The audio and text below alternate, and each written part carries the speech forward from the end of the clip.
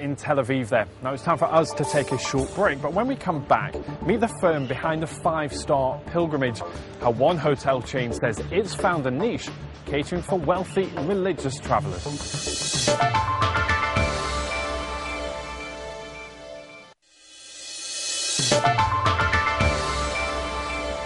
Welcome back to the programme. I'm Ben Thompson, and this week we're in Abu Dhabi. Now, starting a business in this region isn't easy at the best of times. So how about doing it in one of the most volatile countries in the world and at one of the most holy sites in the world?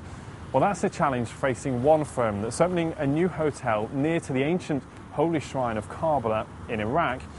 But faced with so many security and logistical challenges, why open there at all?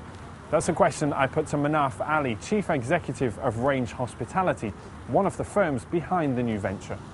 We've got destinations such as Saudi Arabia, which are quite well developed. We have lots of hotels, there's lots of pilgrims. However, there's just as many pilgrims, if not more, visiting other sites around the world which are underserved. During the course of the year, there's about 18 million pilgrims visiting Karbala itself. There might be a perception that going on pilgrimage involves a certain amount of hardship. It's about faith, it's about religion. So then does it jar that you can do that but then stay in a 5-star hotel? We're not trying to be flash. What we want to give people is a good standard of living. So it's about giving them the right cultural lifestyle while they're there for that period of pilgrimage.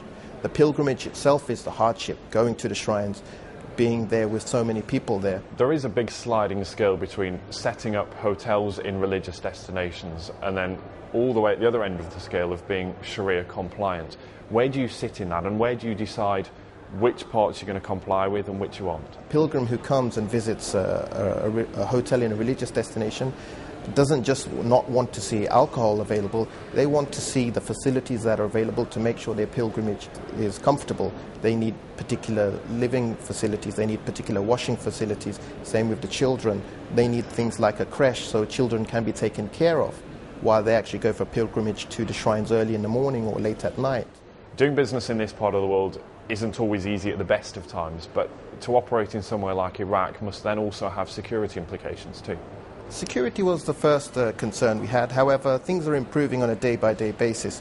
We're seeing lots of airlines actually servicing the area with Etihad and Emirates and Gulf Airlines traveling frequently to the region, making it a lot more convenient and easy access for all the pilgrims to visit these destinations. Security is something that's getting better. We're working with a leading security firm in the early stages, so they're helping us develop the hotel itself, taking into account all the concerns that anyone would have to make sure that any guest staying in the hotel is safe and secure. You've talked about the difficulties that you've had to overcome just to get this far to open your first hotel. Some would say in light of that you're either mad or you've spotted a very lucrative niche. Which one is it?